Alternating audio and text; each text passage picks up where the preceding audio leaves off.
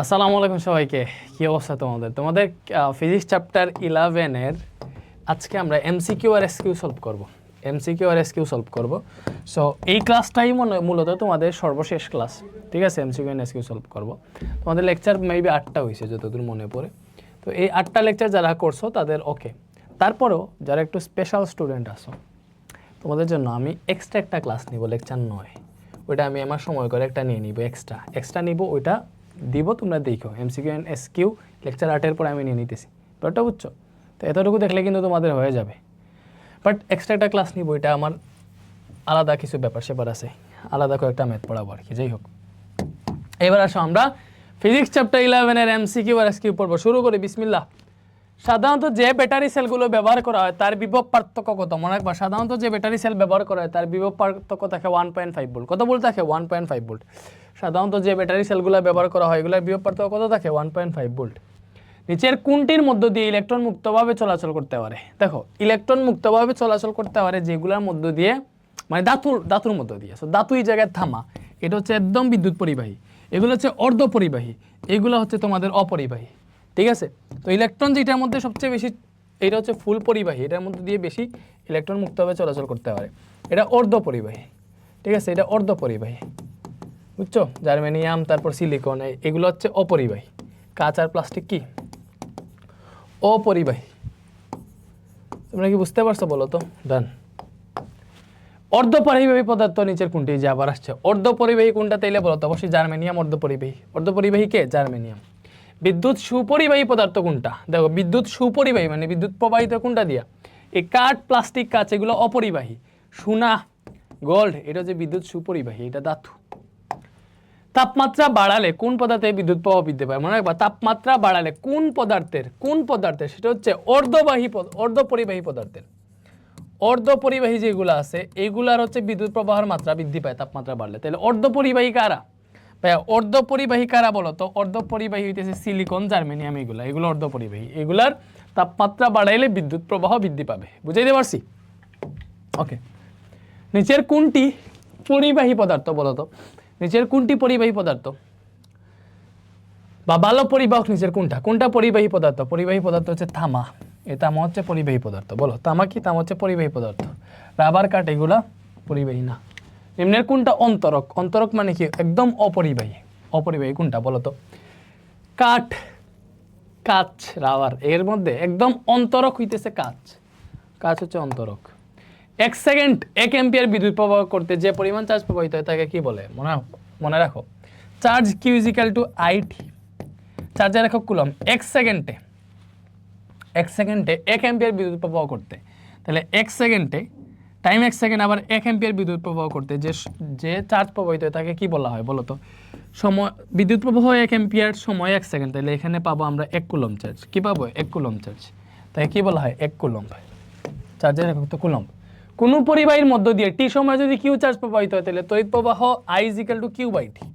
সূত্র আমরা সবাই জানি, তড়িৎ প্রবাহ আই ইজ ইকুয়াল টু কি? Q by T. তড়িৎ প্রবাহ I is equal to Q by T, আমরা সুন্দর মতো কিন্তু সূত্রটা পড়ছিলাম। তড়িৎ প্রবাহ I is equal to Q by T. এরপরে আসো, কোন পরিবাহীতে 1 সেকেন্ডে 1 অ্যাম্পিয়ার তড়িৎ প্রবাহিত হলে কত আদান প্রবাহিত হবে? আদান q is equal to IT, তাই না? 1 সেকেন্ডে 1 অ্যাম্পিয়ার, তাহলে এই হচ্ছে 1 অ্যাম্পিয়ার, টাইম হচ্ছে 1 সেকেন্ড, তাহলে 1 কুলম, তাই না? বুঝতেছো? ওকে। 5 সেকেন্ড সময়ে 10 কুলম চার্জ প্রবাহিত হলে বিদ্যুৎ প্রবাহ কত? বলো, বিদ্যুৎ প্রবাহ I is equal to Q by T. 5 সেকেন্ডে 10 কুলম, তাহলে চার্জ হচ্ছে 10 কুলম, সময় কত? 5 সেকেন্ড, কতটুকু বিদ্যুৎ? 2 অ্যাম্পিয়ার, তাই না? সূত্রটি তো অনেক ভালো মতো পড়াইছে, এই ছোটখাটো ম্যাথ তোমরা পারার কথা না, পারার কথা না। বিভব পার্থক্য মাপার যন্ত্রটির নাম কি বলো তো? বিভব পার্থক্য মাপার যন্ত্রটির নাম হইতেছে কি? বিভব পার্থক্য মাপার যন্ত্রটির নাম হচ্ছে ভোল্ট মিটার। তড়িৎ প্রবাহ মাপে এমিটার দিয়ে, আর বিভব পার্থক্য মাপার যন্ত্র হচ্ছে ভোল্ট মিটার। কি? Volt metre. তাপমাত্রা ও পরিবাহীর উপাদান ধ্রুব থাকলে তড়িৎ প্রবাহ মাত্রা বিভব পার্থক্যের কি হয়? কি বলছে? তাপমাত্রা ও পরিবাহীর উপাদান যদি ধ্রুব থাকে, তাপমাত্রা ও পরিবাহীর উপাদান যদি ধ্রুব থাকে, তড়িৎ প্রবাহ মাত্রা বিভব পার্থক্যের কি? তাপমাত্রা ও পরিবাহীর উপাদান ধ্রুব থাকলে আমরা জানি তড়িৎ প্রবাহ I is equal to V by R. তাপমাত্রার পরিবাহীর উপাদান যদি ধ্রুব থাকে তাহলে আই সমানুপাতিক বি। বিভব পার্থক্য তড়িৎ প্রবাহের সমানুপাতিক, বিভব পার্থক্য তড়িৎ প্রবাহের কি বলতো সমানুপাতিক। কোন পরিবাহীর দুই প্রান্তের বিভব পার্থক্য 120 ভোল্ট, এটা হচ্ছে বিভব পার্থক্য। তড়িৎ প্রবাহ মাত্রা 10 এম্পিয়ার, এটা হচ্ছে আই। রোধ কত বলতো? আমরা জানি তড়িৎ প্রবাহ I = B/R। রোধ বের করতে গেলে রোধ R = হয় B আছে এই জায়গায়, আর I চেঞ্জ হয়ে এরকম হয়, মানে ক্রস চেঞ্জ হয় আর I। তো R = হয় B/I। তো বিভব পার্থক্য বলছে 120 ভোল্ট, তড়িৎ প্রবাহ কত 10 এম্পিয়ার, তাহলে রোধ কত? রোধ হচ্ছে 12 ওহম। রোধ কত? রোধ হচ্ছে 12 ওহম। ইজি না ভাইয়া বলো তো? একদম ইজি কিন্তু এগুলা। এরপরে কোনো বাতির ফিলামেন্টের প্রান্তদ্বয়ের বিভব পার্থক্য 12 ভোল্ট। কোনো বাতির ফিলামেন্টের প্রান্তদ্বয়ের বিভব পার্থক্য 12 ভোল্ট, এটা হচ্ছে ফিলামেন্টের প্রান্তদ্বয়ের বিভব পার্থক্য বি, তাই না? রোধ হচ্ছে 4 ওহম, এটা হচ্ছে রোধ। তড়িৎ প্রবাহ মাত্রা I = ডিরেক্ট B/R। বি কত? 12 ভোল্ট, রোধ হচ্ছে 4, এখানে 3 এম্পিয়ার আসবে, তাই না? একদম ইজি এগুলা। বর্তনীতে ব্যবহৃত রোধ কয় প্রকার? বর্তনীতে ব্যবহৃত রোধ হচ্ছে 2 প্রকার। কয় প্রকার? 2 প্রকার। এটা হচ্ছে ফিক্সড রোধ, আর একটা হচ্ছে ফিক্সড রোধ, আর একটা হচ্ছে পরিবর্তিত রোধ। পরিবাহী রোধ তারের দৈর্ঘ্যের সাথে কিভাবে সম্পর্কিত? দেখো, রোধ R = আমরা জানি দেখো আপেক্ষিক রোধ R = RA/L, তাই না? এটা থেকে আমরা আরেকটা সূত্র পাই, R = ρL/A। এই দুইটা সূত্র আমরা জানি আপেক্ষিক রোধ আর রোধের। তাহলে দেখো, পরিবাহীর রোধ তারের দৈর্ঘ্যের সাথে কিভাবে সম্পর্কিত? এই রোধ দৈর্ঘ্যের সাথে কিভাবে সম্পর্কিত? রোধের উপরে এল উপরে, তাহলে আর সমানুপাতিক এল। রোধ পরিবাহীর দৈর্ঘ্যের সমানুপাতিক। কি সম্পর্ক বলো তো? সমানুপাতিক সম্পর্ক। আমরা কি বুঝতে পারছি? বুঝতে পারছি। পরিবাহী তারের রোধ নির্ভর করে কোনটির উপর বলো তো?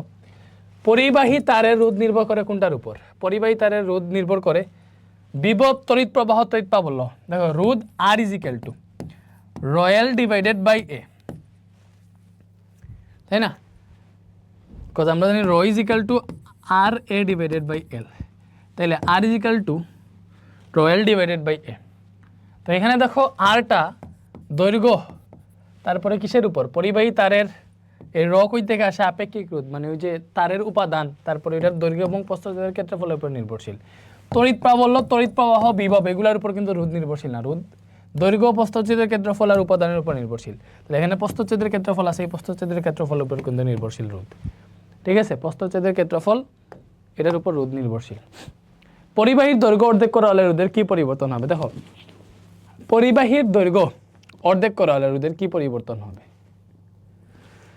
দেখো, রোধ পরিবাহীর দৈর্ঘ্যের সাথে কিরকম সমানুপাতিক বলো তো? পরিবাহীর দৈর্ঘ্য অর্ধেক, মানে কাইটা ফেলছি, অর্ধেক করে ফেলছি। অর্ধেক করলে R = ρL/A। তাহলে দেখো, এগুলো যদি ফিক্স থাকে তাহলে রোধ কিন্তু এই জায়গায় পরিবাহীর দৈর্ঘ্যের সাথে সমানুপাতিক সম্পর্ক। রোধ এবং পরিবাহীর দৈর্ঘ্য সমানুপাতিক, R সমানুপাতিক L। পরিবাহীর দৈর্ঘ্য এবং রোধ সমানুপাতিক। তাইলে যদি তুমি দৈর্ঘ্য অর্ধেক করো, দৈর্ঘ্য যদি অর্ধেক করি, তাহলে রোধও কিন্তু হাফ হয়ে যাবে, অর্ধেক হয়ে যাবে। যেহেতু সমানুপাতিক, দৈর্ঘ্য অর্ধেক করা মানে কি? রোধের কি পরিবর্তন হবে? রোধও হাফ বা অর্ধেক হয়ে যাবে। বুঝতে পারছি? নিচের কোন লেখচিত্রটি নির্দিষ্ট পরিবাহী রোধ বনাম ক্ষেত্রফলের জন্য সঠিক? দেখো, রোধ R = ρL/A। এখানে দেখো, রোধ এবং ক্ষেত্রফলের সম্পর্ক কিরকম? ব্যস্তানুপাতিক না? তো ব্যস্তানুপাতিক যদি হয়, ব্যস্তানুপাতিক গ্রাফটা কিরকম বলো তো? ব্যস্তানুপাতিক গ্রাফ এই যে আর, মনে রাখবা, যদি তোমার এরকম হয়, এরকম যদি হয় y সমানুপাতিক 1/x, এরকম যদি হয়, তাহলে এরকম গ্রাফ হচ্ছে এরকম হয়। দেখো, x এইদিকে, y এইদিকে। তো এই ব্যস্তানুপাতিকের গ্রাফ এই টাইপের হয়। ব্যাপারটা বুঝতে পারছো?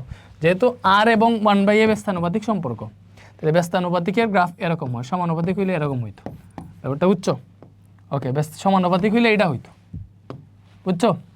যদি আর, এটা হচ্ছে r সমানুপাতিক a হইলে গ্রাফ, ঠিক আছে? ব্যস্তানুপাতিক হইলে গ্রাফটা হয় এরকম, এই যে r সমানুপাতিক 1/a, এইটা গ্রাফ হচ্ছে এইটা। এই যে তোমার কি হইতেছে বলো? ক্ষেত্রফল যত বাড়তেছে রোধ তত কমতেছে, এটাই হচ্ছে চিত্র। পরিবাহকের প্রস্থচ্ছেদের ক্ষেত্রফল অর্ধেক করা হলে রোধ কত হবে? দেখো, পরিবাহকের প্রস্থচ্ছেদের ক্ষেত্রফল, রোধ কিন্তু পরিবাহকের প্রস্থচ্ছেদের ক্ষেত্রফলের ব্যস্তানুপাতিক সম্পর্ক। তাহলে পরিবাহকের প্রস্থচ্ছেদের ক্ষেত্রফল অর্ধেক করা যদি হয়, তাহলে ক্ষেত্রফল যদি আমরা এর যদি অর্ধেক করি, তাহলে কাহিনী হবে r সমানুপাতিক। দেখো, 1 আছে, এই ভাগের গুণ দিলে হাফ উল্টে 2 হয়ে যাবে। তাহলে এখানে পাইলাম আমরা r সমানুপাতিক 2। বলে আমরা কি পাইছি এই জায়গায়? আমরা এই জায়গায় পাইছি r সমানুপাতিক 2 পাইছি। বলে আমরা কি পাইছি? এই জায়গায় আমরা আর সমানুপাতিক 2 পাইছি। এটা হচ্ছে যে ক্ষেত্রফল অর্ধেক বসে, এই জায়গায় অর্ধেক বসে আমরা আর সমানুপাতিক 2 পাইছি। দ্যাট মিন্স ক্ষেত্রফল অর্ধেক করলে রোধ হয়ে যাবে দ্বিগুণ, রোধ হয়ে যাবে দ্বিগুণ, দ্বিগুণ বৃদ্ধি পাবে, দ্বিগুণ বৃদ্ধি পাবে। ঠিক আছে, পরিবাহীকে টেনে দ্বিগুণ করালে রোধ করতে হবে। দেখো একটা হচ্ছে অর্ধেক করা, এইটা অর্ধেক করা যায়, টেনে যদি দ্বিগুণ করো ব্যাপারটা বুঝছো, স্বাভাবিকভাবে এটা আছে, এটারে যদি তুমি টান দিয়ে দ্বিগুণ করো তাহলে কিন্তু তার ক্ষেত্রফল অর্ধেক হয়ে যাবে। টান দিয়ে যদি, এটা একটা রাবার, রাবারে যদি টান দেও, টান দিলে কি হবে, এটা দৈর্ঘ্য বাড়বে সাথে ক্ষেত্রফলও কমবে, চিকন হয়ে যাবে, তাই না? আয়তনের তো পরিবর্তন হইতেছে না, ব্যাপারটা বুঝতেছি। তাহলে পরিবাহীকে টেনে যদি দ্বিগুণ করা হয়, পরিবাহীকে টেনে যদি দ্বিগুণ করা হয়, ভালো মতো বুঝো, আমরা জানি আর সমানুপাতিক র L divided by A, sorry R সমান র এল ডিভাইডেড বাই এ, আর সমান র এল ডিভাইডেড বাই এ। তো এটা যদি ফিক্স থাকে, পরিবাহী তো ফিক্স, উপাদান তো ফিক্স, তাইলে আর সমানুপাতিক এল বাই এ, ব্যাপারটা বুঝো, আর সমানুপাতিক এল বাই এ আমরা পাইতেছি। রুটটা হচ্ছে পরিবাহীর যে দৈর্ঘ্য আছে, দৈর্ঘ্যের সমানুপাতিক প্রস্থচ্ছেদের ক্ষেত্রফলের ব্যস্তানুপাতিক। তো একটা পরিবাহীকে টান দিয়ে যদি দ্বিগুণ করি, মানে এল রে কি করছি, এল রে দ্বিগুণ করছি, এল রে দ্বিগুণ করলে কি হবে বলো তো, ক্ষেত্রফল তখন অর্ধেক হয়ে যাবে। এই জিনিসটা বুঝতে হবে, টান দিয়ে যদি দ্বিগুণ করি, কোনো জিনিসটা টান দিয়ে দ্বিগুণ করলে এটা দৈর্ঘ্য বাড়বে সাথে ওই দিক দিয়ে ক্ষেত্রফল কমবে, চিকন হয়ে যাবে, কারণ আয়তনের পরিবর্তন হয় না, টান দিলে আয়তন তো সেম থাকে, ব্যাপারটা বুঝছো?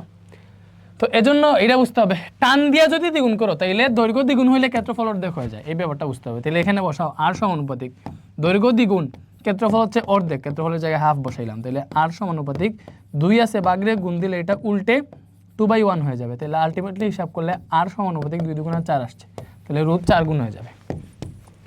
রোধ কত গুণ হয়ে যাবে? 4 গুণ হয়ে যাবে। আমরা কি বুঝতে পারছি বলো তো? অবশ্যই বুঝতে পারছি। নিচের কোন পদার্থটি সর্বাধিক বিদ্যুৎ পরিবাহী বলো তো? এই জায়গার মধ্যে সবচেয়ে বেশি বিদ্যুৎ পরিবাহী কোনগুলো? এগুলো ডিপেন্ড করে আপেক্ষিক রোধের উপর। দেখো আমরা জানি আপেক্ষিক রোধ rho is equal to R A divided by L, এবং উপাদান অনুযায়ী এই আপেক্ষিক রোধটা ফিক্স থাকে। এটা হচ্ছে আপেক্ষিক রোধ, আপেক্ষিক রোধটা ফিক্স থাকে। এক এক পদার্থের আপেক্ষিক রোধ এক এক রকম। মনে রাখবা পরিবাহকত্বরে সিগমা দ্বারা প্রকাশ করা হয়। কি করা হয় বলতো? পরিবাহকত্বরে সিগমা দ্বারা প্রকাশ করা হয়, পরিবাহকত্বরে সিগমা দ্বারা প্রকাশ করা হয়, এবং এই সিগমা ইজ ইকুয়াল টু হচ্ছে 1/ρ। দ্যাট মিনস ভালো মতো বুঝো, পরিবাহকত্ব সিগমা দ্বারা প্রকাশ করা হয়, পরিবাহকত্ব হচ্ছে 1/ρ, মানে আপেক্ষিক রোধ যত বেশি হবে পরিবাহকত্ব তত কমবে, আপেক্ষিক রোধ যত কম হবে পরিবাহকত্ব তত বাড়বে। তোমাদের ফিজিক্স বই একটু বের করতে হবে, ফিজিক্স বইটা কই আমি একটু আনাই। হ্যালো, ফিজিক্স বইটা দিও তো। হ্যাঁ, এখন কথা হইল যে এটা ভালো মতো বোঝার ট্রাই করবা। কথা হইছে যে এটা, সেটা হচ্ছে এখানে যতগুলা পদার্থ আছে এগুলার আপেক্ষিক রোধের মান, কিসের মান? আপেক্ষিক রোধের মান বইয়ে দেওয়া আছে, বইয়ের একটা পেজে দেওয়া আছে। ঠিক আছে, সোনার আপেক্ষিক রোধ কত, তামার আপেক্ষিক রোধ কত, রূপার আপেক্ষিক রোধ কত, সবগুলা দেওয়া আছে। তো আপেক্ষিক রোধ দেওয়া আছে, এর মধ্যে রূপার আপেক্ষিক রোধ কম এখানে যেগুলো আছে। ঠিক আছে, বই আসুক, বই আমি তোমাদের দেখাই, বইটা ডাউনলোড করলে বেশি বেটার হইতো। একটা সেকেন্ড দেখি বইটা ডাউনলোড করতে পারি কিনা।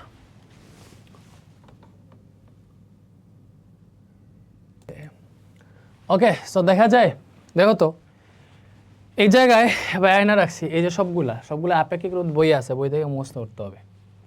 এই যে দেখো রূপার আপেক্ষিক রোধ হচ্ছে 1.59 × 10⁻8 ওমেগা মিটার, এটা হচ্ছে আপেক্ষিক রোধ। আপেক্ষিক রোধের একক এটা আমরা সবাই জানি। তামা হচ্ছে 1.68 × 10⁻8 মিটার, সোনা হচ্ছে 2.44, গ্রাফাইট 2.50 × 10⁻6। ঠিক আছে, এই যে 10⁻6 আসছে। হীরা এরপরে সবচেয়ে বেশি আপেক্ষিক রোধ হচ্ছে বাতাসের, ব্যাপারটা বুঝছো? তো এই জায়গায় দেখো সবচেয়ে কম আপেক্ষিক রোধ কার? সবচেয়ে কম আপেক্ষিক রোধ রূপার। সো যার কম আপেক্ষিক রোধ হবে তার পরিবাহকত্ব অবশ্যই বেশি হবে, বিকজ আমরা জানি পরিবাহকত্ব সিগমা ইজ ইকুয়াল টু 1/ρ। তো এই জায়গায় রূপার আপেক্ষিক রোধ সবচেয়ে কম, এজন্য রূপার পরিবাহিতা সবচেয়ে বেশি, ব্যাপারটা বুঝতে পারছো? ওকে, এবারে আসো নেক্সট। এটা কি বলছে?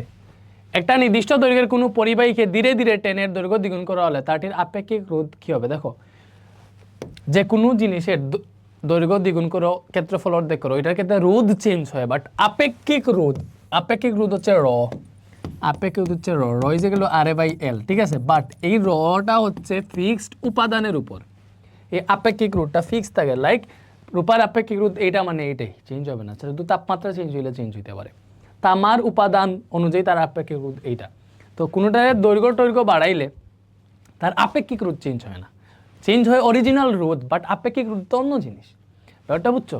সো আপেক্ষিক রোধ চেঞ্জ হয় না, সমানই থাকে, পূর্বের সমান থাকে। নির্দিষ্ট তাপমাত্রায় কোন শর্তের উপর আপেক্ষিক রোধ নির্ভর করে? দেখো, নির্দিষ্ট তাপমাত্রায় কোন শর্তের উপর আপেক্ষিক রোধ নির্ভর করে? আপেক্ষিক রোধ পরিবাহীর উপাদানের উপর নির্ভর করে। নির্দিষ্ট তাপমাত্রায় ওই উপাদানটা কিসের, রূপার না সোনার না তামার, ওইটার উপর ডিপেন্ড করে আপেক্ষিক রোধ। ঠিক আছে? আপেক্ষিক রোধের একক কি? আপেক্ষিক রোধের একক কি ভাই? আপেক্ষিক রোধের একক হচ্ছে, আমরা জানি আপেক্ষিক রোধ র, এটার একক হচ্ছে ওমেগা মিটার। কেমনে আসে বলো তো? আপেক্ষিক রোধের সূত্র কি? আপেক্ষিক রোধের সূত্র হচ্ছে rho is equal to RA divided by L। এখন বলো, রোধের একক হচ্ছে ওমেগা, এটার একক মিটার, মিটার স্কোয়ার। ক্ষেত্রফলের একক মিটার স্কোয়ার, নিচে আছে দৈর্ঘ্যের একক মিটার, মিটার দিয়ে মিটার স্কোয়ার কাটলে মিটার হয়, উপরে ওমেগা মিটার পাইতেছি, এটা হচ্ছে আপেক্ষিক রোধের একক। তো আপেক্ষিক রোধ র এর একক হচ্ছে ওমেগা মিটার। তারপরে সিগমা হচ্ছে পরিবাহকত্ব, পরিবাহকত্ব হচ্ছে 1/ρ। 1/ρ হয়, এই পরিবাহকত্বের একক হয় ওমেগা মিটার ইনভার্স 1। সো এটা এক্সপান্ড করে লিখলে ওমেগা ইনভার্স 1 মিটার ইনভার্স 1 লেখা যায়। ব্যাপারটা হচ্ছে ওমেগার বাইরে সুন্দর মতো দিতে পারি না আর কি। তো আপেক্ষিক রোধের একক হচ্ছে ওমেগা মিটার, আর পরিবাহকত্বের একক ওমেগা মিটার ইনভার্স 1 অথবা ওমেগা ইনভার্স 1 মিটার ইনভার্স 1, যেটা লিখো। পরিবাহকত্বের একক কিন্তু এই যে ওমেগা ইনভার্স 1 মিটার ইনভার্স 1, আর এটা হইলে ব্র্যাকেট দিয়ে যদি লিখতো তাইলে এটা হইতো, কারণ এটা বুঝিতে শুধু মিটারের উপর ইনভার্স, বাট আমাদের তো হচ্ছে ওমেগা মিটার ইনভার্স 1 এমনি ব্র্যাকেট দিয়ে। সো ব্র্যাকেট দিয়ে না দিলে এইভাবে দিতে হবে, দুইটার উপরেই ইনভার্স। ঠিক আছে? কোনটি রূপার আপেক্ষিক রোধ বলো তো? কোনটা রূপার আপেক্ষিক রোধ? এই যে 1.5 × 10 ইনভার্স 8 মিটার, এটা রূপার। ঠিক আছে? কোনটা কি দেখো, রূপার কত? এটা হচ্ছে সোনার 2.44, এটা সোনার 2.50, এটা গ্রাফাইটের 2.44, এটা হচ্ছে সোনার, এটা হচ্ছে তামার, এটা হচ্ছে গ্রাফাইট। এগুলো মনে দেখো। নিচের কোন পদার্থটি উত্তম পরিবাহী? দেখো, উত্তম পরিবাহী রূপা। কেন? কারণ রূপার আপেক্ষিক রোধ কম, এজন্য তার পরিবাহিতা বেশি। ব্যাপারটা বুঝতে পারছো? ওকে। নিচের কোন পদার্থের পরিবাহিতা সর্বাধিক? এই যে রূপারি, এখানে যতগুলো আছে ওগুলোর মধ্যে রূপারই পরিবাহিতা সর্বাধিক। তামার রোধকত্ব কোনটা? তামার রোধকত্ব হচ্ছে 1.68 × 10 ইনভার্স 8 ওমেগা মিটার, আমরা বইয়ে পাইছি। ঠিক আছে? এটা হচ্ছে তামা, এটা হচ্ছে সোনা, এটা না, গ্রাফাইট হচ্ছে আরেকটা, এটা হচ্ছে সোনার আপেক্ষিক রোধ। আপেক্ষিক রোধ আর রোধকত্ব একই জিনিস। রোধকত্ব যে কথা, আপেক্ষিক রোধ একই কথা। ব্যাপারটা বুঝতে পারছি? রোধকত্ব যেই কথা, আপেক্ষিক রোধও সেম কথা। রোধকত্ব আর আপেক্ষিক রোধ একই জিনিস। টাংস্টেনের রোধকত্ব নিচের কোনটা? কি বলছে? টাংস্টেনের রোধকত্ব হচ্ছে, দেখো, টাংস্টেনের রোধকত্ব 100 × 10 ইনভার্স 8 মিটার, আমার যতদূর জানি। এটা হচ্ছে 10 ওমেগা মিটার, এটা হচ্ছে টাংস্টেনের রোধকত্ব। তোমাদের নতুন বইয়ে নাই মেবি, বাট এটা জানা উচিত। টাংস্টেনের রোধকত্ব হচ্ছে, কি বলে এটা, 100 × 10 ইনভার্স 8 না, নাইক্রোমের মেবি 100 × 10 ইনভার্স 8। দেখি তো, টাংস্টেন ও নাইক্রোমের রোধকত্ব, টাংস্টেন ও নাইক্রোমের রোধকত্ব।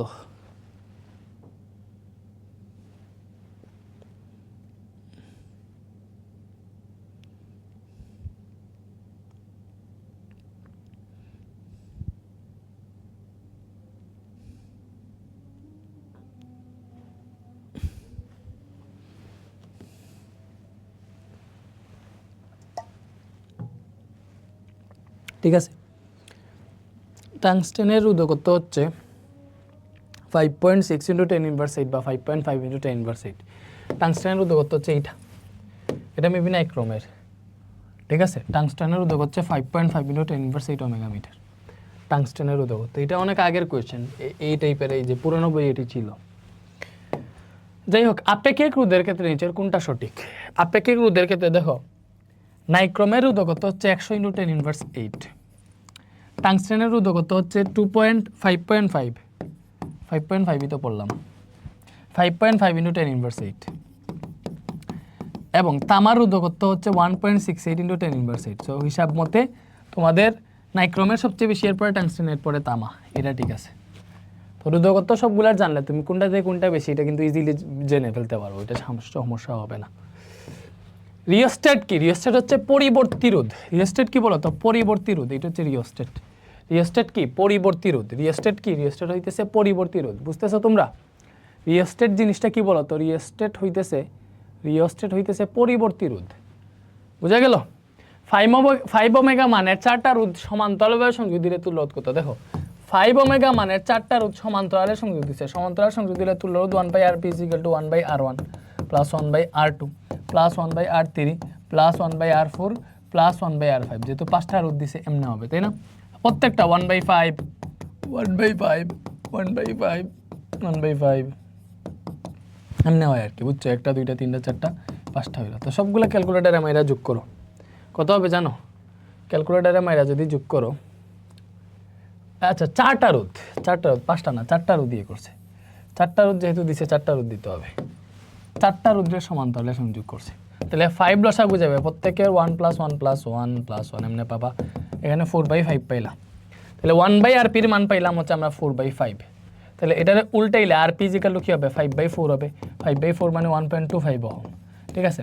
এটা শর্টকাট কি? শর্টকাট হচ্ছে তুল্য রোধ বের করা শর্টকাট হইতেছে, যদি সেম মানের রোধ দিয়ে করে তাহলে মনে রাখবা 1/Rp সেম মানের রোধ যদি ইয়ে করে একসাথে সমান্তরালে লাগায় তাহলে মনে রাখবা 1/Rp n × 1/ রোধের মান, ঠিক আছে?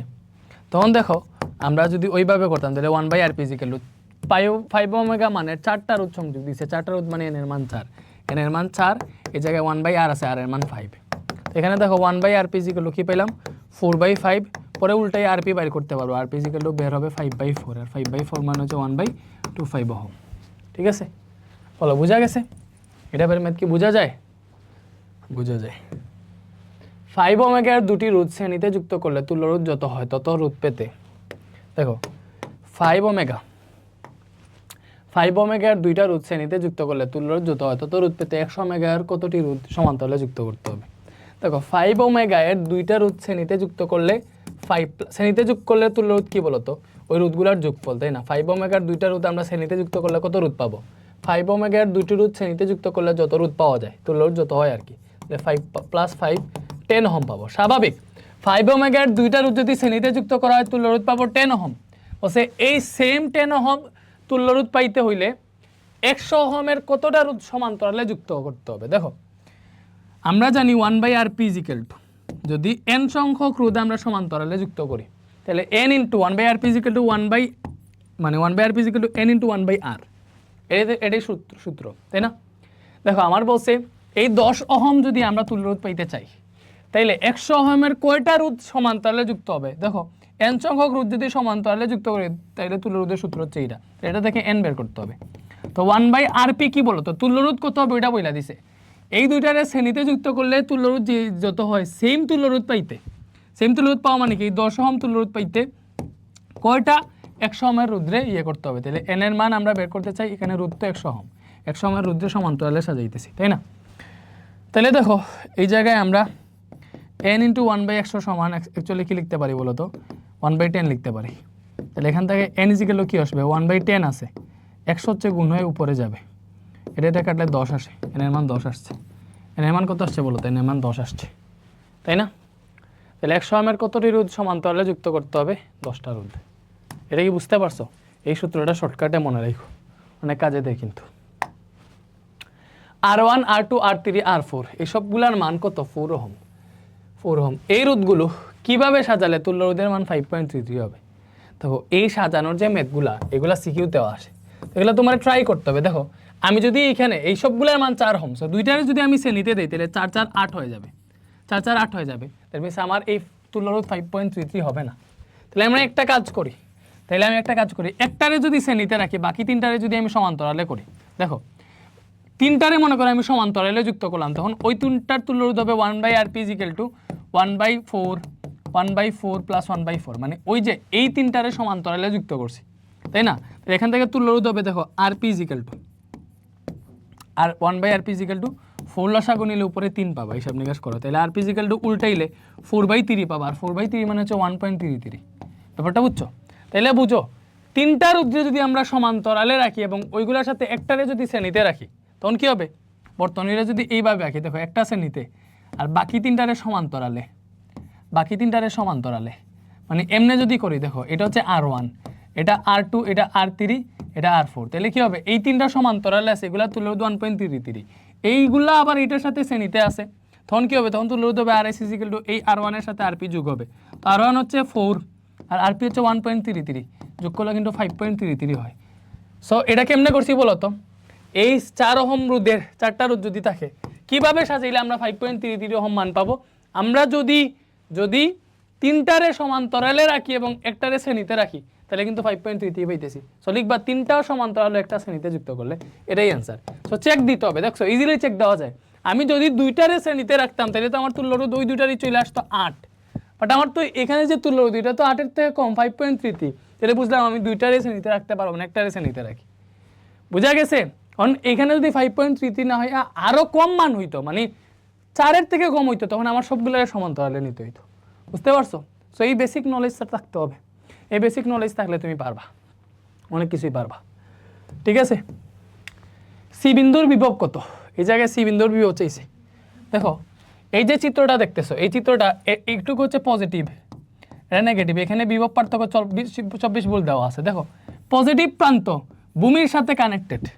দেখো এখানে চিত্র দেখে বুঝতেছো ভূমির সাথে কানেক্টেড। সো ভূমির সাথে কানেক্টেড হইলে মনে রাখবা এই জায়গায় বিভব হচ্ছে 0 ভোল্ট। ভূমির সাথে কানেক্ট হইলে বিভব কত হয়ে যাবে? 0 ভোল্ট। ভূমির সাথে কানেক্ট হয়ে গেলে বিভব হয়ে যাবে 0 ভোল্ট, তাই না? তাহলে এটা মনে করো ওই এ প্রান্ত আর কি, এটা সি প্রান্ত। ব্যাপারটা বুঝছো? তাহলে এ আর সি প্রান্তের মধ্যকার বিভব পার্থক্য 24 ভোল্ট দিয়ে দিছে, তাই না? তাহলে বি অফ এসি এটা কেমনে বাইর করে? এ প্রান্তের বিভব থেকে যদি সি প্রান্তের বিভব বিয়োগ দিই তাহলে বি অফ এসি বের হয়। তো এই এ প্রান্ত সি প্রান্তের বিভব পার্থক্য কত ভোল্ট দেওয়া আছে? 24 ভোল্ট দেওয়া আছে। এ প্রান্তের বিভব আমরা পাইছি 0 ভোল্ট, কজ এটা ভূমিতে কানেক্টেড, মাটির সাথে কানেক্ট হইলে 0 ভোল্ট। মাইনাস বিসি আছে, মানে ওই সি বিন্দুর বিভবটা আমরা বের করতে চাই। তাহলে সি বিন্দুর বিভব কী হবে বলো তো? মাইনাস বিসি এই পাশে প্লাস বিসি করে নিয়ে আসলাম, প্লাস 24 ভোল্ট এই পাশে মাইনাস 24 ভোল্ট হয়ে গেল। তাহলে দেখো সি বিন্দুর বিভব আমাদের মাইনাস 24 ভোল্ট বের হয়েছে। সি বিন্দুর বিভব কত বের হয়েছে? Minus 24 volt. বুঝতে পারছো? তোমার জাস্ট এটাই থিঙ্ক করতে হবে। দেখো পজিটিভ প্রান্ত ভূমিতে কানেক্টেড, দ্যাট মিনস এটা পুরোটা 0 ভোল্ট হয়ে গেছে। এবার পার্থক্য বের করে কেমনে? এ আর সি বিন্দুর পার্থক্য, পজিটিভ প্রান্তের বিভব অবশ্যই বেশি থাকবে। তো পজিটিভ প্রান্তের বিভব সবসময় বেশি থাকবে। সো পজিটিভ প্রান্তের বিভব থেকে এটার বিভব বিয়োগ করলেই আমরা বিভব পার্থক্যটা পাবো। ব্যাপারটা বুঝছো? তোমার এটা ক্লিয়ার যে এটা 0 হয়, পজিটিভ প্রান্তের বিভব 0 মানে কি অন্য প্রান্তের বিভব আমার মাইনাসই হবে, 0 থেকে বেশি হবে না। তো এই দুইটা প্রথমেই বাদ। তো এই দুইটা থেকে একটা আনসার হওয়ার কথা। তখন আমরা সূত্র বসে শিখছি কি? এ আর সি প্রান্তের বিভব পার্থক্য বি অফ এসি মানে কি? এ প্রান্তের বিভব থেকে সি প্রান্তের বিভব বিয়োগ। এ প্রান্তের বিভব 0 ভোল্ট আমরা কেমনে পাইলাম? কারণ এ প্রান্তটা ভূমির সাথে কানেক্টেড, ওটা 0 ভোল্ট বসেছি, সি প্রান্তের বিভব বের হয়েছে মাইনাস 24 ভোল্ট। ইজি, ইজি না? একদম ইজি। বলো। আচ্ছা যাও। এরপরে সমমানের দুইটা রোধ শ্রেণী ও, দেখো সমমানের দুইটা রোধ শ্রেণী ও সমান্তরালে সংযুক্ত করলে নিচের কোন সম্পর্কটা সঠিক? দেখো সমমানের দুইটা রোধ, মনে করো দুইটা রোধ দুইটাই সমান, তাহলে দুইটা রোধ সমান, তাহলে শ্রেণীতে যুক্ত করলে কি হবে বলো তো? দুইটা যোগফল হবে তুল্য রোধ। তখন দেখো শ্রেণীতে যুক্ত করলে তুল্য রোধ হবে 2r, আর সমান্তরালে যদি যুক্ত করো তাহলে এইভাবে তুল্য রোধ বের করতে হয়, তাই না? তখন যোগ করলে 1/rp = হবে 2/r, ঘুরাইয়া rp যদি বের করো তখন হবে r/2। তাহলে দেখো সমান্তরালে যুক্ত করলে তুল্য রোধ পাইছি r/2। দুইটা সমমানের তুল্য রোধ যদি সমান্তরালে যুক্ত করি তাহলে তুল্য রোধ হবে r/2, আর যদি শ্রেণীতে যুক্ত করি তাহলে তুল্য রোধ হবে 2r। শ্রেণীতে যুক্ত করলে তুল্য রোধ 2r, সমান্তরালে যুক্ত করলে তুল্য রোধ r/2। বুঝো? তাহলে কোন সম্পর্কটি সঠিক? RS এর সাথে RP সম্পর্ক কীরকম বলো তো? RS এর সাথে RP সম্পর্ক কীরকম? আমরা একটা কাজ করি, RS কে RP দ্বারা ভাগ দিই, তাহলে কী হবে বলো তো? RS কে RP দ্বারা ভাগ দিই, RS এর মান হচ্ছে 2r, আর RP এর মান কত? RP এর মান হচ্ছে r/2। একটু হিসাব নিকাশ করো, RS/RP আছে, তাই না? এখানে দেখলেই বোঝা যায়। দেখো RS এর রোধ কিন্তু RP এর 4 গুণ, কারণ এটা অর্ধেক আর এটার দ্বিগুণ, তাহলে এটার 4 গুণ এটা। তারপরে এইভাবে হিসাব নিকাশ করে বাইর করি আমরা, এখানে 2r আছে, বাগরে গুণ দিলে এটা উল্টে কি হয়ে যাবে বলো তো? 2 যাবে উপরে, আর আসবে নিচে, তখন আরে কাটা। তো এখানে RS/RP = আমরা পাবো 2 × 2 = 4। তাহলে বলো RS = কি পাইলাম? RP গুণ হয়ে যাবে 4rp। তো এটা বেসিক, এমনি চাইলেই বোঝা যায়। আমি তো এমনি বুঝা যাইতাম যে এটা বের করার পরে বুঝতে হবে যে এটা থেকে এটা 4 গুণ, এত কিছু করাই লাগে না। তাইলে শ্রেণীতে যুক্ত করলে যে রোধ পাওয়া যায় ওইটা সমান্তরালের 4 গুণ হবে, এটাই আনসার। ক নাম্বারটা বলো, বুঝা গেছে? বুঝা গেছে? অবশ্যই বুঝা গেছে, না বুঝার কিছুই নেই। নেক্সট, এই বর্তনীর তড়িৎ প্রবাহ মাত্রা কত? তড়িৎ প্রবাহ দেখো, তড়িৎ প্রবাহ I = V/R। তো বর্তনী থাকলে অবশ্যই তুল্য রোধ জানা লাগে, তাই না? তো বিভব পার্থক্য এখানে 6 ভোল্ট দেওয়া আছে, তুল্য রোধ বের করতে হবে কেমনে? দেখো এই দুইটা আছে সমান্তরালে, এই দুটার তুল্য রোধ বের করো 0.5 ওহম বের হবে। তাহলে এই দুইটার তুল্য রোধ আর এটা কিসে আছে বলো তো? শ্রেণীতে আছে। তাহলে এখানে আলটিমেট তুল্য রোধ কেমনে আসবে? এই 0.5 এর সাথে 1 যোগ দাও। দেখো আমি কেন দ্রুত করাইতেছি বলো তো? কারণ এই টাইপের এত কঠিন ম্যাথ করছি, এরপরে এডি না পারা, তবে এটা হচ্ছে কি বলবো, তো 1.5 ওহম বের হয়েছে, এখানে 1.5 বের হবে, এটা মেবি 4 এম্পিয়ার বের হবে। কত বের হবে? 4 এম্পিয়ার। ইজি না? একদম ইজি। বর্তনী তড়িৎ প্রবাহ পাইছি আমরা। এই বর্তনী তড়িৎ প্রবাহ কি হবে বলো তো? প্রথমে আমাদের কি বের করতে হবে? তুল্য রোধ বের করতে হবে। তুল্য রোধটা কেমনে বের করা যায়? যদি আমি বলি যে এই দুইটা সমান্তরালে আছে, দেখো ভালো মতো বুঝো, এটার একটা প্রান্ত ধরো, এটা এখানে যাইতেছে, এইটার এক প্রান্ত এখানে আসতেছে, এটার আর একটা প্রান্ত ধরো, এটার এক প্রান্ত এই জায়গায় যাইতেছে, এটার আর এক প্রান্ত এখানে আসতেছে, তাই না? তাহলে এই দুইটা সমান্তরালে আছে। এটা কেন না? কারণ দেখো এটার এক প্রান্ত এখানে মিলতেছে, বাকি প্রান্ত এই যে এখানে কোষের জন্য মিলতেছে না, ঠিক আছে?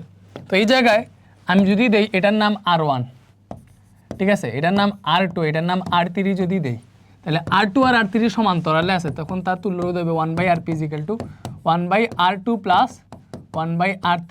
এখন R2 হচ্ছে 8, R3 ও 8। এখান থেকে আলটিমেট হিসাব করলে তুল্য রোধ এক্স্যাক্টলি আসবে 4। তুল্য রোধ তার হিসাব করতে পারবা। তাহলে ওই দুইটার যে তুল্য রোধ পাইছি ওইটার সাথে এটা শ্রেণীতে আছে, তাই না? তখন তুল্য রোধ হবে RS = এই R1 এর সাথে RP যোগ হবে, R1 এর সাথে RP যোগ হবে। R1 কত? R1 6, RP কত বলো? R1 6, RP হইতেছে 4। হিসাব করলে 10 ওহম বের হইছে। কত ওহম বের হইছে বলো তো? 10 ওহম বের হইছে। এটা হইতেছে তুল্য রোধ বের হইছে। এটা কি তুল্য রোধ? বাট আমার তড়িৎ প্রবাহ বের করতে হবে। তড়িৎ প্রবাহ I = V/তুল্য রোধ। তুল্য রোধ এই জায়গায় RS। B কত? বিভব পার্থক্য 10 ভোল্ট, 10 ভোল্ট। তুল্য রোধ 10 ওহম বের হইছে, 1 এম্পিয়ার হবে তড়িৎ প্রবাহ, 1 এম্পিয়ার।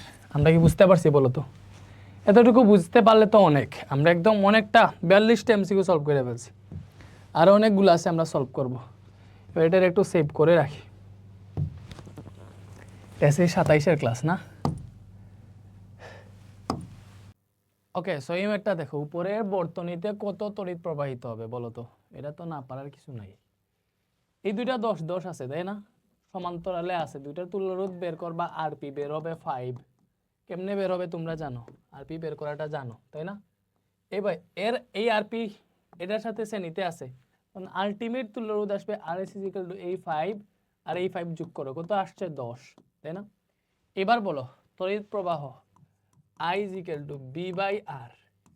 B এই জায়গায় 30 ভোল্ট, তাই না? আর পাইছি 10, তাহলে 3 এম্পিয়ার আসবে। তো বর্তনী থেকে তড়িৎ প্রবাহ বের করা তো ইজি, বুঝতে পারছো? উপরের বর্তনীতে I এর মান, এটাতে I এর মান বের করছে। বলো তো দুইটা সমান্তরালে থাকলে সেম রোধের মান হয় যদি, তাহলে এটার তুল্য রোধ হয় তাদের অর্ধেক, 2.5 ওহম হয়ে যাবে, যেহেতু 5 করে আছে, দুইটা সমান্তরালে আছে।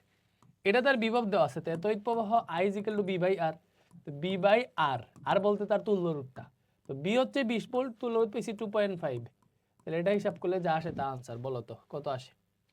মেবি 8 আসে, 8 এম্পিয়ার আসে, তাই না? ভাগ করে দেখো, 8 এম্পিয়ারই আসবে। একটা তড়িৎচালক শক্তি 10 ভোল্টের অভ্যন্তরীণ রোধ 1 ওহম। তাহলে এটা তড়িৎচালক শক্তি এর মান দেওয়া আছে, অভ্যন্তরীণ রোধ R 2 ওহম এবং 4 ওহম মানের রোধ দুইটা শ্রেণী এবং সমান্তরালে পৃথকভাবে বর্তনীর সাথে যুক্ত করলে তড়িৎ প্রবাহের পার্থক্য কি হবে? দেখো এটা আসা উচিত ছিল সিকিউতে, চলে আসছে এমসিকিউতে। বুঝতে পারছো? কাহিনী হচ্ছে এটা, আসা উচিত ছিল সিকিউতে, চলে আসছে এমসিকিউতে। বাট এটা সলভ করলে আমাদের সিকিউতে আসলে বা শর্ট কোশ্চেনে আসলে আমরা পারবো। তো দেখো প্রথম অবস্থায় বলছে ই হচ্ছে তড়িৎচালক শক্তি দেওয়া আছে, অভ্যন্তরীণ রোধ দেওয়া আছে, বলছে 2 ওহম এবং 4 ওহম মানের দুইটা রোধ শ্রেণী এবং সমান্তরাল, এই শ্রেণী এবং সমান্তরালে পৃথকভাবে বর্তনীর সাথে যুক্ত করলে তড়িৎ প্রবাহের পার্থক্য কি হবে? তাহলে প্রথমে দেখো আমরা যদি এই রোধ দুইটারে শ্রেণীতে সংযুক্ত করি, তাহলে দুইটার তুল্য রোধ হবে যোগফলের মান 6 ওহম। তাহলে শ্রেণীতে যুক্ত করলে তুল্য রোধ হবে এইটা। তখন তড়িৎ প্রবাহ I = কি হবে বলো তো? অবশ্যই তড়িৎচালক শক্তি থাকলে তড়িৎ প্রবাহের সূত্র কি? I = E/R + R। ই কত? ই পাইছি হচ্ছে আমরা তড়িৎচালক শক্তি 10 ভোল্ট ডিভাইডেড বাই যে তুল্য রোধ কত পাইলাম? তুল্য রোধ পাইলাম 6, আর অভ্যন্তরীণ রোধ পাইছি কত? 1। তাহলে এটা যোগ করলে 10/7 এম্পিয়ার পাইলাম। এটা পাইছি হচ্ছে আমাদের ওই রোধগুলারে যদি শ্রেণীতে রাখি তখন এইটা আসবে তড়িৎ প্রবাহ। এবারে দেখো এই দুইটা রোধকে যদি সমান্তরালে যুক্ত করি, দেখো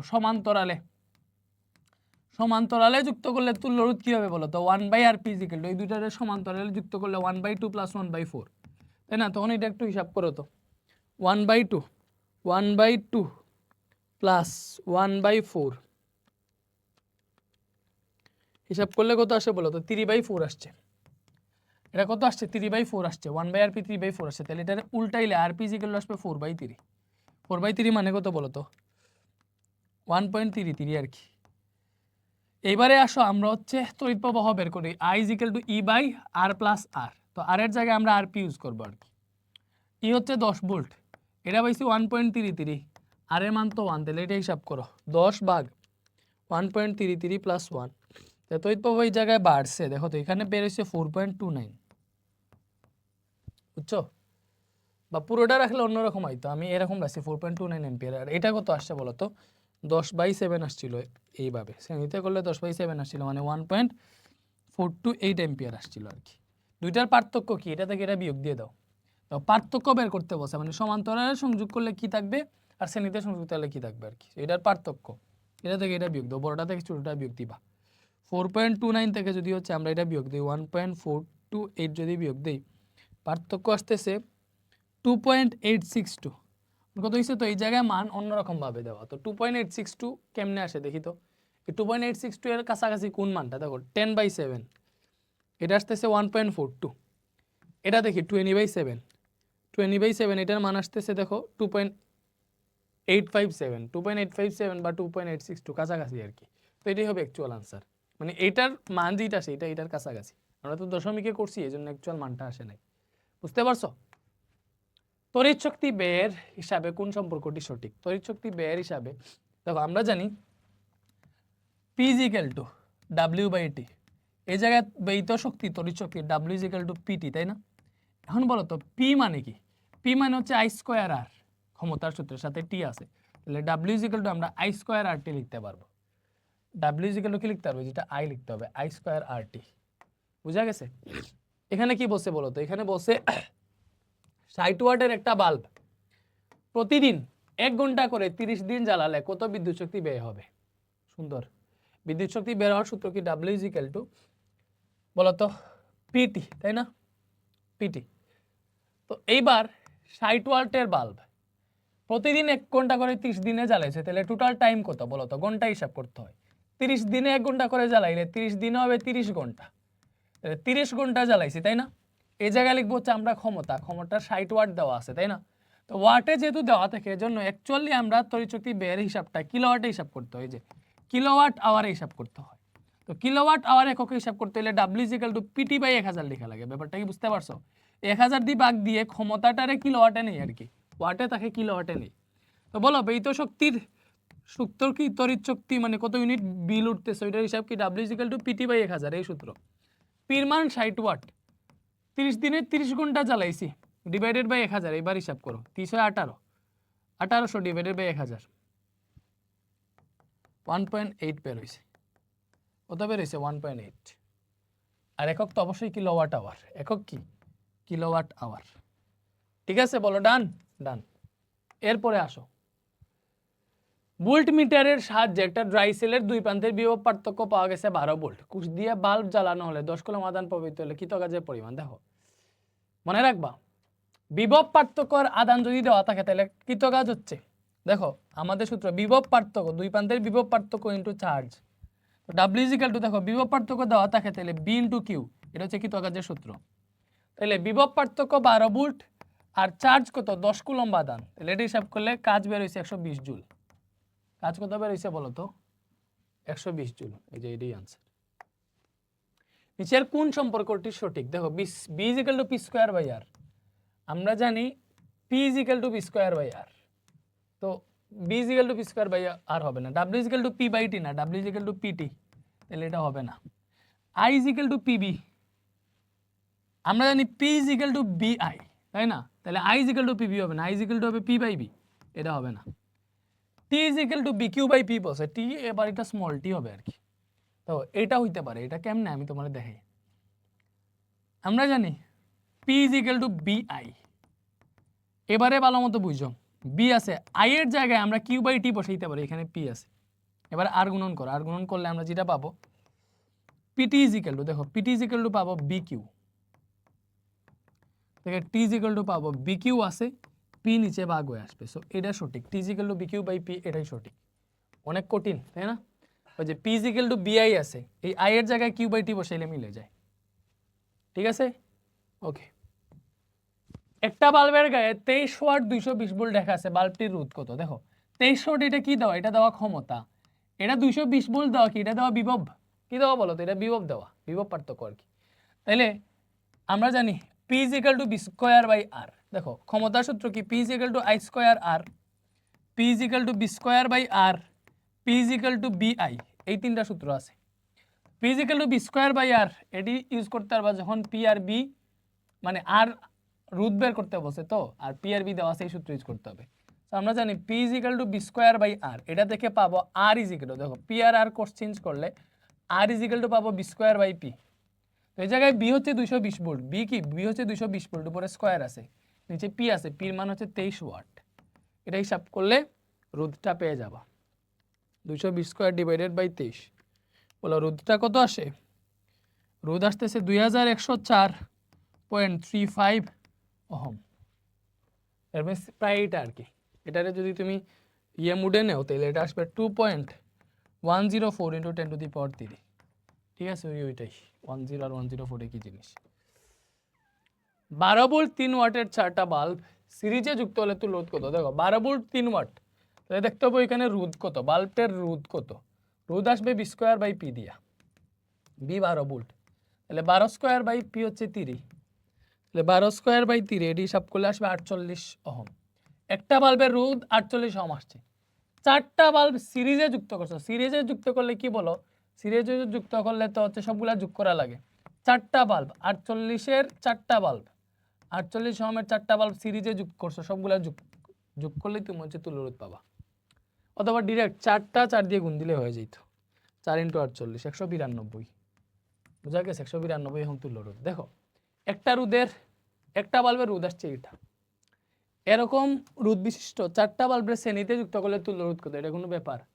বলো, ব্যাপারই না। বাড়িতে, অফিস, আদালতে বিদ্যুৎ ব্যবহার ক্ষেত্রে নিচের কোন ইউনিট ব্যবহার করা হয়? মনে রাখবা kilowatt hour unit, kilowatt hour ব্যবহার করা হয়। এটার আরেকটা নাম হচ্ছে বিওটি ইউনিট। ঠিক আছে, বোর্ড অফ ট্রেড।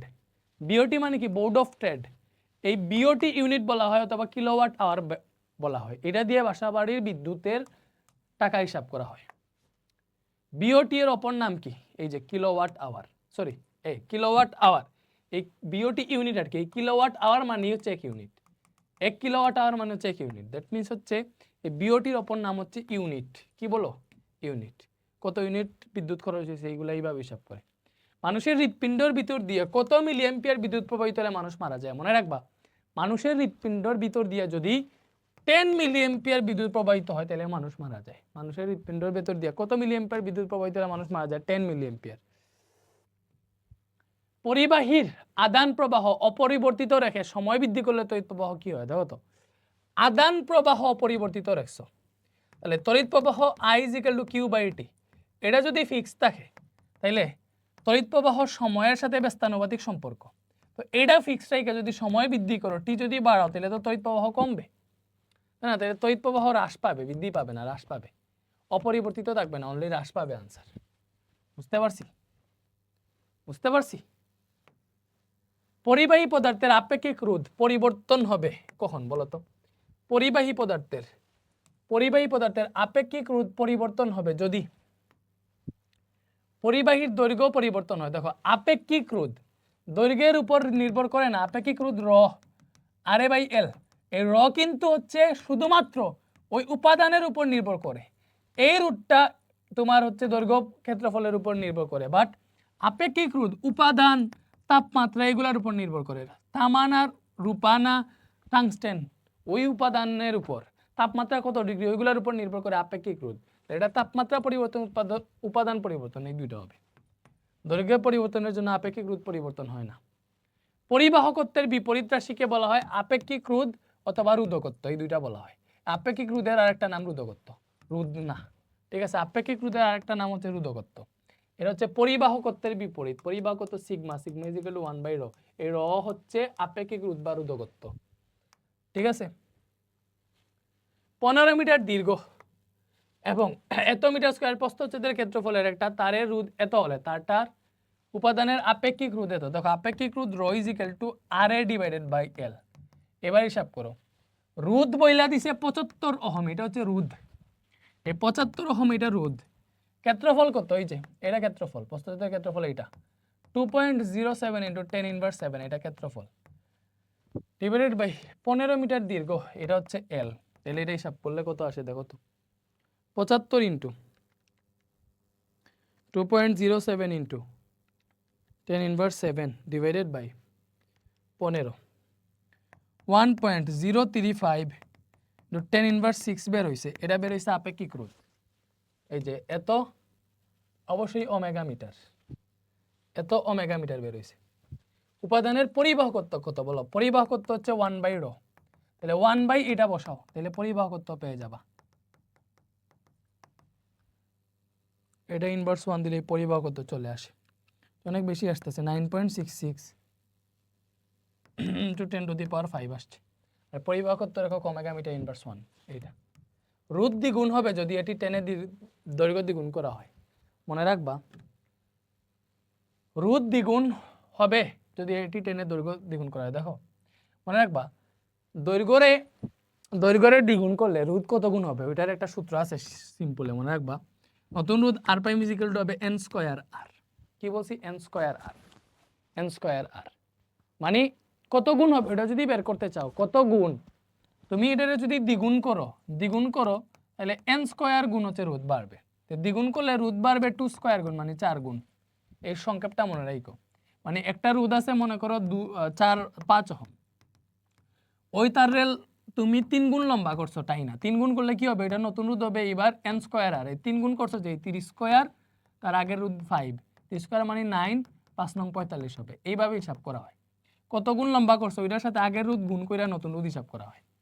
ব্যাপারটা বুঝছো? আর কত গুণ হবে, টেনে দৈর্ঘ্য দ্বিগুণ করছি, তাহলে কত গুণ হবে? n² গুণ হবে। ব্যাপারটা বুঝছো? দ্বিগুণ করলে নতুন রোধ হবে 4 গুণ, তারের দৈর্ঘ্য দ্বিগুণ করলে নতুন রোধ হবে আগেরটার 4 গুণ, তারের দৈর্ঘ্য 3 গুণ করলে নতুন রোধ হবে আগেরটার 9 গুণ। এই ব্যাপারগুলো মনে রাখো, ঠিক আছে? তাহলে দৈর্ঘ্য রোধ দ্বিগুণ হবে যদি দৈর্ঘ্য দ্বিগুণ করা হয় না, দৈর্ঘ্য দ্বিগুণ করলে রোধ হয়ে যাবে 4 গুণ, cos n² আকারে বাড়ে। তাহলে এটা হবে না, 1 আর 2 आंसर। বুঝা গেল? এবারে আমরা সংক্ষিপ্ত প্রশ্ন পড়ব ইনশাআল্লাহ, এসকিউ। দেখো কি বলছে, বলছে কোষের তড়িৎচালক শক্তি বলতে কি বোঝায় বলো তো? তড়িৎচালক শক্তি ইএমএফ হইতেছে, এই যে দেখো একটা ব্যাটারি সেল বা একটা জেনারেটরে ক্রমাগত বিদ্যুৎ পরিবাহের জন্য ক্রমাগত চার্জকে কম পটেনশিয়াল বা কম বিভব থেকে বেশি বিভবে রাখতে হয় আর কি। তো এর জন্য শক্তির প্রয়োজন হয়। তো এটা হচ্ছে মানে তোমার ইএমএফ এর শর্ট মানে সংজ্ঞা এখন থেকে। ইএমএফ মানে হচ্ছে ওই যে তড়িৎচালক শক্তি, ইলেকট্রোমোটিভ ফোর্স। এই ইএমএফ কি? ইএমএফ হইতেছে যদি কোনো ব্যাটারিতে, ঠিক আছে, কোনো ব্যাটারিতে কি লিখছে, আচ্ছা, যদি কোনো ব্যাটারিতে চার্জকে কম পটেনশিয়াল থেকে বা যদি কোনো ব্যাটারিতে চার্জকে কম বিভব থেকে বেশি বিভবে আনতে ডাব্লিউ পরিমাণ কাজ করতে হয়, তাহলে ওই ব্যাটারির সেলের তড়িৎচালক শক্তি বা ইএমএফ হচ্ছে ইএমএফ = W/Q। মানে কি, যদি কোনো ব্যাটারির চার্জকে একদম কম বিভব থেকে বেশি বিভবে আনতে ডাব্লিউ পরিমাণ কাজ করা হয়, তাহলে ওইটার ইলেকট্রোমোটিভ ফোর্স ইএমএফ বা E = W/Q হবে ওইটা, ঠিক আছে? ওইটাই তড়িৎচালক শক্তি। মানে একটা বর্তনী পুরো ঘুরিয়ে আনতে, মানে বুঝছো, তড়িৎচালক শক্তি হইতেছে একটা চার্জ রে পুরো বর্তনী ঘুরাইয়া আনতে যে পরিমাণ কাজ হবে ওইটাই হচ্ছে তোমার তড়িৎচালক শক্তি, ঠিক আছে? বিভব পার্থক্য আর তড়িৎচালক শক্তির মধ্যে পার্থক্য কি, এটা ইম্পর্টেন্ট। দেখো বিভব পার্থক্য আর তড়িৎচালক শক্তির মধ্যে পার্থক্য হচ্ছে একদম কাছাকাছি আর কি। তোমার সংজ্ঞা হচ্ছে তড়িৎচালক শক্তি হইতেছে, দেখো কোনো তড়িৎ উচ্চ একক ধনাত্মক আধানকে বর্তনীর এক বিন্দু থেকে উচ্চ সহ সম্পূর্ণ বর্তনী ঘুরিয়ে আনতে যে পরিমাণ কাজ সম্পন্ন করে তাকে তড়িৎচালক শক্তি বলে। কোনো তড়িৎ উৎসর একক ধনাত্মক আধানকে বর্তনীর এক প্রান্ত থেকে পুরো বর্তনী ঘুরাই আবার ওই প্রান্ততে আনতে যে পরিমাণ কাজ করা লাগে বা যে পরিমাণ শক্তি ব্যয় হয় এটা তড়িৎচালক শক্তি। অন্যদিকে বিভব পার্থক্য হইতেছে একক ধনাত্মক আধানকে বর্তনীর এক বিন্দু থেকে অন্য বিন্দুতে নিতে, পুরো বর্তনী ঘুরানো না। দেখো বিভব পার্থক্য হইতেছে একক ধনাত্মক আধানকে বর্তনীর এক বিন্দু থেকে অপর বিন্দুতে স্থানান্তর করতে যে পরিমাণ কাজ সম্পন্ন হয় তাকে ওই দুই বিন্দুর বিভব পার্থক্য বলে। বুঝতে পারছো? তাহলে অবশ্যই দেখো বিভব পার্থক্য থেকে তড়িৎচালক শক্তি বেশি হবে, কারণ তড়িৎচালক শক্তি হইতেছে পুরো বর্তনী ঘুরে আনতে যে কাজ হয় ওইটা, আর বিভব পার্থক্য এক বিন্দু থেকে আরেক বিন্দুতে নিতে যে কাজ হয় ওইটা। ব্যাপারটা বুঝছো? তড়িৎচালক শক্তি সবসময় বড় হয়, এই তড়িৎচালক শক্তির মান বিভবের চেয়ে বড় হয়, তাহলে অবশ্যই বিভবের মান তড়িৎচালকের চেয়ে ছোট হবে। আবার দেখো তড়িৎচালক শক্তির সূত্র কি? আমরা জানি I = E/R+R, ওটা থেকে ক্রস গুণন করলে দেখো E = কি আসবে, I এর সাথে এটা গুণ হবে I × R+R, এটা হচ্ছে তড়িৎচালক শক্তির সূত্র। অন্যদিকে বিভবের সূত্র B = IR। বুঝছো? তড়িৎচালকের সাথে দেখো অভ্যন্তরীণ রোধ থাকে, বিভবের সময় অভ্যন্তরীণ রোধ থাকে না আর কি। ঠিক আছে? তড়িৎচালক শক্তি কোষ সহ বর্তনীর বিভিন্ন অংশের বিভব পার্থক্যের সমষ্টির সমান, বাট বিভব পার্থক্য কি? বিভব পার্থক্য হইতেছে কোষ ছাড়া বর্তনীর বিভিন্ন অংশের বিভব পার্থক্যের সমষ্টির সমান।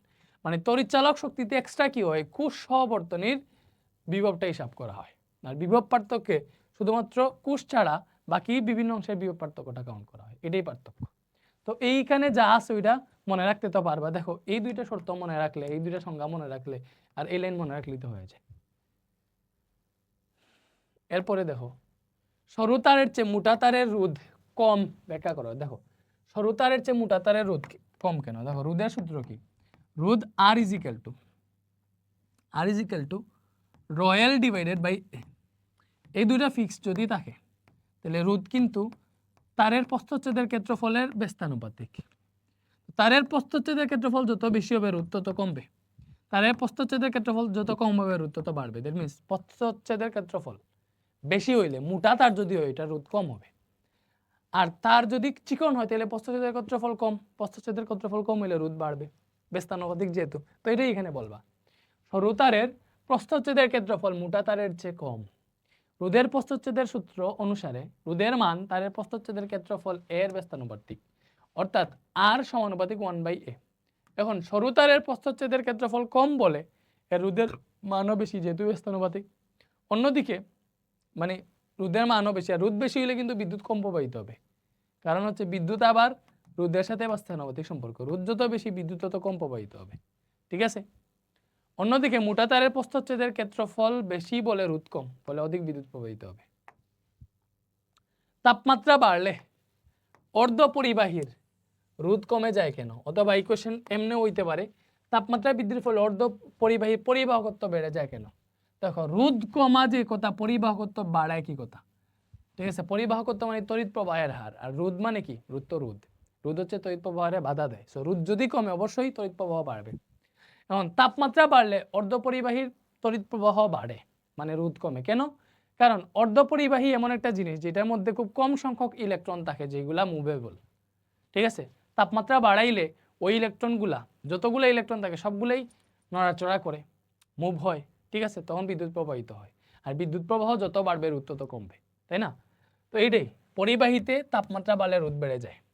দেখো এটা হচ্ছে পরিবাহী, যদি পরিবাহী পদার্থ হয় তাহলে তাপমাত্রা বাড়লে রোধ বেড়ে যায়। কেন বেড়ে যায় পরবর্তীতে জানবো নেক্সট কোয়েশ্চেনে। বাট অর্ধপরিবাহীর বেলায় ঠিক তার উল্টো ব্যাপারটা ঘটে। কি ঘটে? অর্ধপরিবাহীর বেলায় তাপমাত্রা বাড়লে রোধ কমে যায়। কেন কমে? এর কারণ পরিবাহীর মতো মুক্ত ইলেকট্রন অর্ধপরিবাহীতে থাকে না। পরিবাহী মানে কি? যেটার মধ্যে ধাতুগুলা, মানে মুক্ত ইলেকট্রনের অভাব নাই। অর্ধপরিবাহীতে কিন্তু ওই পরিবাহীর মতো এত বেশি মুক্ত ইলেকট্রন থাকে না। এজন্য সেখানে তাপমাত্রা বাড়ালেই শুধু কিছু ইলেকট্রন বিদ্যুৎ প্রবাহের জন্য পাওয়া যায়। তাই অর্ধপরিবাহীতে তাপমাত্রা বাড়লে পরিবাহকত্ব বাড়ে এবং রোধ কমে। ঠিক আছে?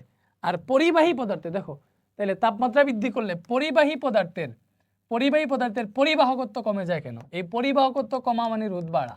এই কোশ্চেন এরকম হইতে পারে যে তাপমাত্রা বৃদ্ধি করলে পরিবাহী রোধ বেড়ে যায় কেন, অথবা তাপমাত্রা বৃদ্ধি করলে পরিবাহীর পরিবাহকত্ব কমে যায় কেন। ঠিক আছে? পরিবাহকত্ব রোধের উল্টা। ঠিক আছে? এখন মনে রাখবা কেন হয়, কারণ যারা পরিবাহী তাদের মধ্যে অনেক মুক্ত ইলেকট্রন থাকে। তাপমাত্রা যদি বাড়াও মুক্ত ইলেকট্রনের গতিশক্তি আরও বাড়বে। তো এটা বেশি বাড়লে কি হয় বলো তো? ইলেকট্রন এমনভাবে ছুটাছুটি করে যা কন্ট্রোলের বাইরে চলে যায়, অনিয়মিতভাবে ছুটাছুটি করে, তখন হচ্ছে আর ওই আগের মতো বিদ্যুৎ প্রবাহিত হয় না, পরিবাহকত্ব কমে যায়, রোধ বাইরা যায়। ঠিক আছে, যে সকল পদার্থের মধ্য দিয়ে খুব সহজেই তড়িৎ প্রবাহ চলতে পারে তাদেরকে পরিবাহী বলে। এ সকল পদার্থের মধ্য দিয়ে ইলেকট্রন মুক্তভাবে চলাচল করতে পারে। এখন তাপমাত্রা বৃদ্ধি করলে ইলেকট্রনগুলোর গতিশক্তি বৃদ্ধি পায়। দেখছো, তাপমাত্রা বৃদ্ধি করলে কি হয়? ইলেকট্রনের গতিশক্তি বৃদ্ধি পায়। ইলেকট্রনগুলোর গতিশক্তি বৃদ্ধি পাওয়ায় অধিক সংখ্যক ইলেকট্রন অনিয়মিতভাবে ছুটোছুটি করতে থাকে, ফলে ইলেকট্রন পরিবহনে বাধা সৃষ্টি হয়। তাই তাপমাত্রা বৃদ্ধি করলে পরিবাহীর রোধ বৃদ্ধি পায় এবং পরিবাহকত্ব কমে যায়। আশা করি বুঝাইতে পারছি।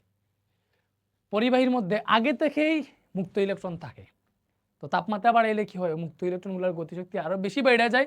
তখন মনে করে এমনি তো বেশি মুক্ত ইলেকট্রন, এজন্য এগুলা অনিয়মিতভাবে ছুটাছুটি করে, যার ফলে আর আগের মতো বিদ্যুৎ প্রবাহিত হয় না, পরিবাহকত্ব কমে যায়। আর পরিবাহকত্ব কমলে রোধ বেড়ে যায়।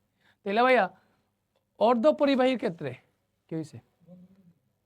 অর্ধ পরিবাহীর ক্ষেত্রে তাপমাত্রা বাড়লে পরিবাহকত্ব বাড়ে কেন বা রোধ কমে কেন? কারণ অর্ধ পরিবাহী হইতেছে এটার মধ্যে কম সংখ্যক ইলেকট্রন মুক্তভাবে থাকে, তাপমাত্রা বাড়াইলে ওই কম সংখ্যক ইলেকট্রনটা ঠিকঠাক মতো ছুটাছুটি করে আর কি, তখন হচ্ছে ওই বিদ্যুৎ প্রবাহটা সুন্দর মতো হয়।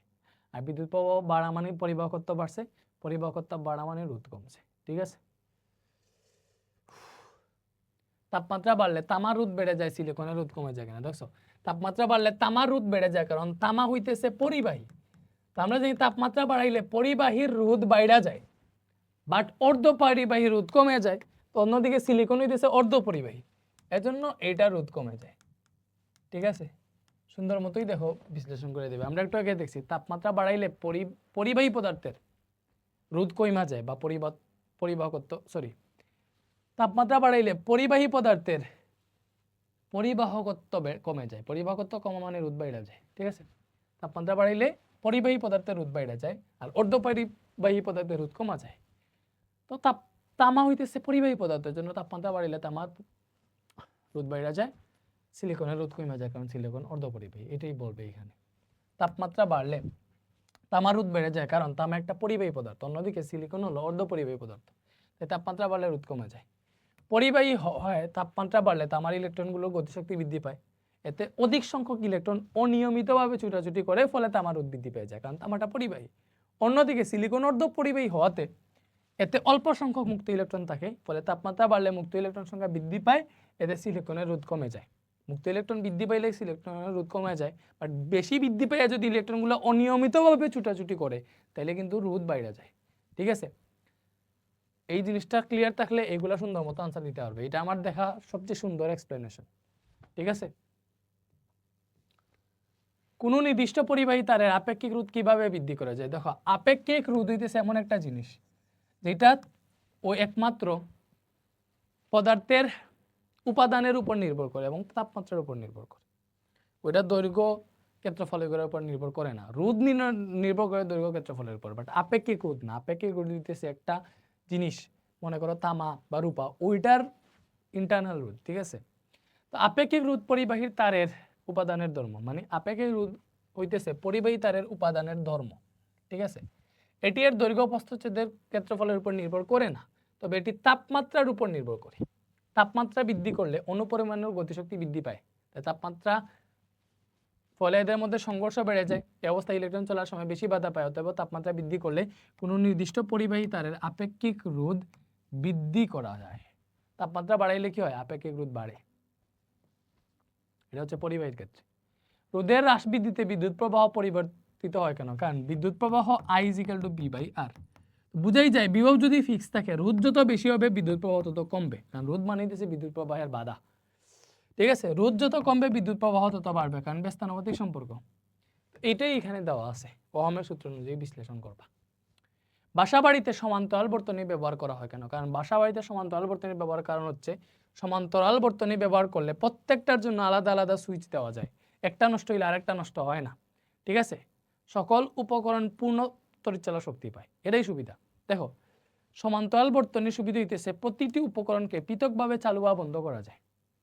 আমি চাইতেছি এখন ফ্যান ছাড়বো, লাইট ছাড়বো না। ঠিক আছে, তো সমান্তরালে থাকে এটা দুইটার আলাদা আলাদা সুইচ আছে। শ্রেণীতে থাকলে এক সুইচে লাইট ফ্যান সব চলে যেত, সব চলতো। সেটা ঝামেলা হইতো। বুঝতে পারছো? ওকে, প্রতিটি একটা উপকরণ নষ্ট হলে অন্যগুলো সচল থাকে, সকল উপকরণ পূর্ণ তৈচ্ছালা শক্তি পায়, এটাই সুবিধা। তাপমাত্রা উপাদান এবং প্রস্থচ্ছেদের ক্ষেত্রফল ধ্রুব থাকলে 100 মিটার দৈর্ঘ্যের তার প্রস্থ বরাবর সমান 2 টুকরা করলে রোধের কি পরিবর্তন হবে? দেখো, প্রথমত দেখবো 100 মিটার দৈর্ঘ্যের তার প্রস্থ বরাবর সমান 2 টুকরা করলে রোধের কি আছে। প্রথমে দেখি যখন 100 মিটার দৈর্ঘ্য ছিল তখন রোধ কি ছিল? রোধ R = ঠিক আছে ρl ডিভাইডেড বাই a। তো যখন 100 মিটার ছিল তখন R = হবে ρ × 100 ডিভাইডেড বাই a, এটা হচ্ছে R1। এবারে দেখো যদি এই 100 মিটারে প্রস্থ বরাবর 2 টুকরা করে ফেলা হয় তাহলে নতুন দৈর্ঘ্য, মনে করো নতুন দৈর্ঘ্য যদি L2 বলি, এটা হয়ে যাবে 100 অর্ধেক, মানে এবার 50 হয়ে যাবে। 50 যদি হয় তাহলে নতুন রোধ হবে R2 = ρ L2 divided by a। বাকি সব সেম, কারণ এটা টান দিয়ে লম্বা করে নাই, প্রস্থ বরাবর কাইটা ফেলছে, টান দিয়ে লম্বা করলে এই ক্ষেত্রফলেও চেঞ্জ আসতো আর কি। তাহলে দেখো R2 = আসবে ρ × L2 এর মান 50 ডিভাইডেড বাই a। তো দুইটা পাইলাম, R2 R1 পাইছি। এবার দ্বিতীয়টারে R2 রে R1 দ্বারা ভাগ দিলে বুঝতে পারবো কত চেঞ্জ হয়েছে। R2 কত? R2 হচ্ছে ρ × 50 ডিভাইডেড বাই a। R1 কত? ρ × 100 ডিভাইডেড বাই a। এবারে দেখো ρ × 50 ডিভাইডেড বাই a আছে, ভাগরে গুণ করলে এটা উল্টে a যাবে উপরে, ρ × 100 আসবে নিচে, a কাটা, রো কাটা, 50 দিয়ে 100 ভাগ করলে 2 পাবো, নিচে 2 মানে হাফ হইতেছে, হাফ পাইছি এই জায়গায়। তাহলে R2 বাই R1 পাইছি হাফ। তাহলে দেখো তো R2 কত হবে? R2 হবে হাফ ইন্টু R1। তাহলে বুঝলাম যে দৈর্ঘ্য যদি আমরা অর্ধেক করি তাহলে দেখো নতুন রোধ আগের রোধের অর্ধেক হয়ে যাবে। ব্যাপারটা বুঝছো? এটাই এখানে হিসাব মতো দিছে যে R2 = হাফ ইন্টু R1, রোধ অর্ধেক হয়ে যাবে। ঠিক আছে, একটা তামার তারকে সুষম টেনে লম্বা করা হলে রোধের পরিবর্তন কি হবে? দেখো তো, তামার তারে যদি সুষমভাবে টাইনা লম্বা করো, তারে লম্বা করলে যেটা হয়, মনে করো এটা তারকে টেনে লম্বা করলে দৈর্ঘ্য বৃদ্ধি পায় এবং প্রস্থচ্ছেদের ক্ষেত্রফল হ্রাস পায়। একটা রাবারে টান দিলে দেখবা কি হয়, লম্বা হইলে ওইদিকে চিকন হয়ে যায় ক্ষেত্রফল, কিন্তু আয়তনও পরিবর্তিত থাকে। এখানে n গুণ করা হলে যদি প্রস্থচ্ছেদের ক্ষেত্রফল a হয় তবে সূত্র হচ্ছে AL = NLA'। এত কিছু লাগবে না, তোমার এটা জানা লাগবে যদি তোমার দৈর্ঘ্যরে L গুণ করো, মানে নতুন দৈর্ঘ্য যদি হচ্ছে n × L হয়, আগের দৈর্ঘ্যের n গুণ হয়, তাই নতুন ক্ষেত্রফল হয়ে যাবে আগের ক্ষেত্রফলের ওই n ভাগ। মানে হইতেছে তুমি দ্বিগুণ বাড়াইলে ক্ষেত্রফল অর্ধেক হবে, 3 গুণ বাড়াইলে ক্ষেত্রফল 3 ভাগের 1 ভাগ হবে। তো ওইটাই, তুমি যদি n গুণ বাড়াও তাহলে ক্ষেত্রফল হবে n ভাগের 1 ভাগ। ঠিক আছে, মানে দৈর্ঘ্য যদি n × L হয় ক্ষেত্রফল হবে a/n। তখন নতুন রোধ হবে R', মনে করো সূত্র কি, ρ L ডিভাইডেড বাই a। তো নতুন রোধ L' আর a' হিসাব করতেছি আমরা। ঠিক আছে, তাহলে R' হবে ρ × L' এর জায়গায় আমরা n × L লিখলাম, a' এর জায়গায় আমরা লিখতে পারবো a/n। লেখান দেখো R' কি হইতেছে, উপরে আছে তোমার n × ρ L, মানে n রে আগে লিখলাম আর কি, ρ L আছে, এই ভাগরে গুণ দিলে এটা উল্টে n/a হয়ে যাবে। ঠিক আছে, তখন এই জায়গায় হবে দেখো n² এখানে পেলাম ρ L/a। তুমি আমারে বলো তো এই ρ L/a মানে কি? রোধ, আগের রোধের সূত্র না, রোধ R = ρ L/a। তো দেখো নতুন রোধটা কি পাইছি, নতুন রোধ R' পাইলাম আমরা n² ρ L divided by a। তাহলে নতুন রোধ R' হইতেছে n², এটা মানে কি R, আগের রোধ R = ρ L/a ডিরেক্ট সূত্র। দ্যাট মিন্স কোনো পরিবাহীর তারে যদি টান দিয়া n গুণ করো তাহলে নতুন রোধ হবে আগের রোধের n² গুণ, এটা হচ্ছে সূত্র R' = n² × R। বুঝতে পারছো? তো এটা এই জায়গায় এক্সপ্লেন করে দেখিয়ে দিছি আর কি, বুঝছো? তাতে আমার তারকে সুষমভাবে টেনে যত গুণ লম্বা করা হবে রোধও তার বর্গের অনুপাতে বাড়বে, যেহেতু n² গুণ হয়েছে। ঠিক আছে, একটা নির্দিষ্ট রোধের তামার তারকে সুষমভাবে টেনে লম্বা করা হলে পরিবাহিতা হ্রাস পায় কেন? কারণ বলো তো, পরিবাহিতা মানে কি? পরিবাহিতা হচ্ছে তড়িৎ প্রবাহ I = B/R। তো পরিবাহিতা হচ্ছে রোধের ব্যস্তানুপাতিক। তো একটা তামার তারে টান দিয়ে লম্বা করলে রোধ বৃদ্ধি পায়, রোধ যদি বৃদ্ধি পায় তাহলে অবশ্যই রোধ বৃদ্ধি পাইলে পরিবাহিতা হ্রাস পাবে। আর টান দিয়ে লম্বা করলে রোধ কত গুণ বৃদ্ধি পায় বলো তো? রোধ বৃদ্ধি পায়, নতুন রোধ হয় আগের রোধের n স্কয়ার গুণ, আগের রোধের n স্কয়ার গুণ হয়। তো রোধ যেহেতু বাইরে যায়, এজন্য তোমার কি হয় বলো তো? পরিবাহিত হ্রাস পায়। দেখো তারের দৈর্ঘ্য বৃদ্ধি পাচ্ছে, প্রস্থতার ক্ষেত্রে হল হ্রাস পাচ্ছে, তাই রোধের সূত্রানুসারে তারের রোধ বৃদ্ধি পাবে, তো ফলে তারের পরিবাহিতা হ্রাস পাবে। বুঝতে পারছো? পড়লেই হয়ে যায়। এটা পরিবাহী তারকে টেনে লম্বা করলে তড়িৎ প্রবাহের উপর প্রভাব পড়বে এখানে। দেখো পরিবাহী তারকে টেনে যদি লম্বা করো, রোধের পরিবর্তন ঘটবে, রোধের পরিবর্তন ঘটলে পরিবাহিতার উপর প্রভাব পড়বে, কারণ পরিবাহিতার সূত্র I = B/R, তাই না? বিভব ফিক্স থাকলে I সমানুপাতিক 1/R। তো যেহেতু টান দিয়ে লম্বা করলে রোধে চেঞ্জ আসে, রোধে চেঞ্জ আসলে তো তড়িৎ প্রবাহ চেঞ্জ হবে, কারণ এটার সাথে এটা সম্পর্কযুক্ত। এই জায়গায় এইটা বিশ্লেষণ আছে, ঠিক আছে? বাল্বের গায়ে 220 ভোল্ট 60 ওয়াট লেখা মানে কি? বাল্বের গায়ে 220 ভোল্ট 60 ওয়াট লেখা মানে হচ্ছে এটা 220 ভোল্টের সাথে কানেক্ট করলে সবচেয়ে ভালোভাবে জ্বলবে, এবং 60 ওয়াট ক্ষমতা, এই ক্ষমতা মানে কি বলতো? এই ক্ষমতা মানে হইতেছে এটা প্রতি সেকেন্ডে 60 জুল হারে বিদ্যুৎ শক্তি ও তাপ, মানে এই যে সুন্দর মতো দেখো কি বলছে, এটা বাতির গায়ে 220 ভোল্ট 60 ওয়াট লেখার অর্থ হচ্ছে বাতিটিকে 220 ভোল্ট বিভব পার্থক্যে সংযুক্ত করলে বাতিটি সবচেয়ে বেশি আলো বিকিরণ করবে। এই জায়গায় আলো বিকিরণ করবে, দেখো তার বিভব পার্থক্য যেহেতু 220 ভোল্ট দেওয়া আছে, এই বাতিটারে 220 ভোল্ট বিভব পার্থক্যে যদি কানেক্ট করি তাহলে সবচেয়ে বেশি আলো বিকিরণ করবে, এবং এটার ক্ষমতা যেহেতু 60 ওয়াট, এটা বুঝাইতেছে প্রতি সেকেন্ডে 60 জুল হারে বৈদ্যুৎ শক্তিকে তাপ ও আলোক শক্তিতে রূপান্তর করবে। এটার ক্ষমতা যেহেতু 60 ওয়াট, ক্ষমতার সূত্র কি? P = W/T। দ্যাট মিন্স প্রত্যেক সেকেন্ডে এটা এখানে যত ক্ষমতা বের হইছে তত জুল বিদ্যুৎ শক্তিরে তাপ ও আলোক শক্তিতে রূপান্তর করবে। যদি 100 ওয়াট লিখে থাকতো তাহলে লিখতা প্রতি সেকেন্ডে 100 জুল বিদ্যুৎ শক্তিরে তাপ ও আলোক শক্তিতে রূপান্তরিত করবে। বুঝতে পারতেছো? ওইভাবেই বিদ্যুতের সিস্টেম লস বাড়ে কেন? দেখো সিস্টেম লস জিনিসটা কি? বিদ্যুৎ যখন এক জায়গা থেকে অন্য জায়গায় বিতরণ করার জন্য যে পরিবাহী তার ব্যবহার করা হয়, সেগুলোতে সামান্য পরিমাণে রোধ থাকে। ব্যাপারটা বুঝছো? বিদ্যুতের যে তার ব্যবহার করা হয়, ওই তারে কিছু পরিমাণ রোধ থাকে, রোধ যদি থাকে তাহলে আমরা জানি P = I²R। P = কি জানি বলো তো? I²R জানি। তাইলে এই রোধ থাকার কারণে, যেহেতু আমরা কারেন্টের লাইন দিতেছি, তো এখানে যেহেতু কারেন্টের লাইনে রোধ আছে, তাহলে ওইখান দিয়ে তো তড়িৎ প্রবাহিত হইতেছে, তড়িৎ প্রবাহ আর রোধ থাকার কারণে, তড়িৎ প্রবাহ তো থাকবেই, মূলত রোধ থাকার কারণে এই জায়গায় এই I²R পরিমাণ তাপ শক্তির ব্যয় হয়। ব্যাপারটা বুঝছো? লস হয়। এই যে দেখো ওইটাই হচ্ছে সিস্টেম লস। বিদ্যুৎ শক্তিকে এক জায়গা থেকে অন্য জায়গায় বিতরণ করার জন্য যে পরিবাহী তার ব্যবহার করা হয়, সেগুলোতে সামান্য পরিমাণে রোধ থাকে, ওই রোধ থাকার জন্য এই রোধের ভিতর দিয়ে যখন বিদ্যুৎ প্রবাহিত হয়, তখন এই I²R তাপ উৎপন্ন হয়। ব্যাপারটা বুঝছো? যেহেতু ওই তারে আলাদাভাবে আগে থেকে রোধ আছে, এজন্য বিদ্যুৎ প্রবাহিত হলে ওই জায়গায় I²R পরিমাণ তাপ উৎপন্ন হয়, এবং সেটা বিদ্যুৎ শক্তির লস বা ক্ষয় হয়। যেহেতু একটা শক্তি বিদ্যুৎ শক্তিতে যাওয়ার কথা, বাট এটা তাপ শক্তিতে রূপান্তর হয়ে যাইতেছে, এজন্য এই পরিমাণ I²R পরিমাণ বিদ্যুৎ শক্তির লস হয়। এই লসকে বলা হয় সিস্টেম লস। আবার বিদ্যুৎ প্রেরণের ট্রান্সফরমারের নির্দিষ্ট ক্ষমতার জন্য বিভব এবং বিদ্যুৎ প্রবাহ পরস্পরের ব্যস্তানুপাতিক। আমরা তো অবশ্যই জানি I = মানে ট্রান্সফরমারের নির্দিষ্ট ক্ষমতার জন্য বিভব পার্থক্য এবং বিদ্যুৎ প্রবাহ ব্যস্তানুপাতিক। ট্রান্সফরমারের যখন চ্যাপ্টার 12 এর ম্যাথ করবা, তখন দেখবা V1/V2 = I2/I1। এটাই বোঝায় বিভব পার্থক্য তড়িৎ প্রবাহের ব্যস্তানুপাতিক আর কি, ঠিক আছে? তাই নিম্ন বিভবে বিদ্যুৎ প্রেরণ করলে বিদ্যুৎ প্রবাহের মান বেশি থাকে, অর্থাৎ সিস্টেম লস I²R এই দুই কারণে বাড়তে পারে। প্রথমত অধিক রোধে, মানে প্রথমত যে তার ব্যবহার করব আমরা, এটা জানলে হবে, ওই তার যদি অধিক রোধের হয়, ওই তারের যদি রোধ বেশি থাকে, তাহলে অবশ্যই এই জায়গায় সিস্টেম লস হবে, সিস্টেম লস বাড়বে। অধিক রোধ হইলে পরিবাহী, মানে অধিক রোধের পরিবাহী ব্যবহার করলে সিস্টেম লস হবে। আরেকটা হবে নিম্ন বিভবে বিদ্যুৎ প্রেরণ করলেও সিস্টেম লস হয়, কারণ নিম্ন বিভবে যদি বিদ্যুৎ পরিবহন করো, তখন কি হবে বলো তো? নিম্ন বিভবে বিদ্যুৎ পরিবহন করলে যেহেতু বিভব আর তড়িৎ প্রবাহ ব্যস্তানুপাতিক, তখন তড়িৎ প্রবাহের মান বেশি থাকে।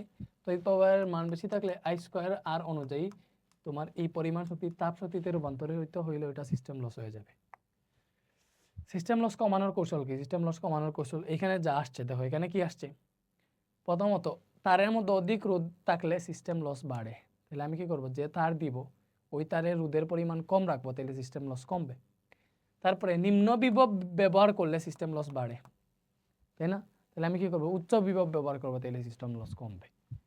এটাই এখানে লিখবে। দেখো তো সিস্টেম লস কমানোর কৌশল, যেভাবে সিস্টেম লস কমানোর কৌশল কি, বিদ্যুৎ শক্তিকে এক জায়গা থেকে অন্য জায়গায় বিতরণ করার জন্য যে পরিবাহী তার ব্যবহার করা হয়, কম হলেও তাদের এক ধরনের রোধ থাকে।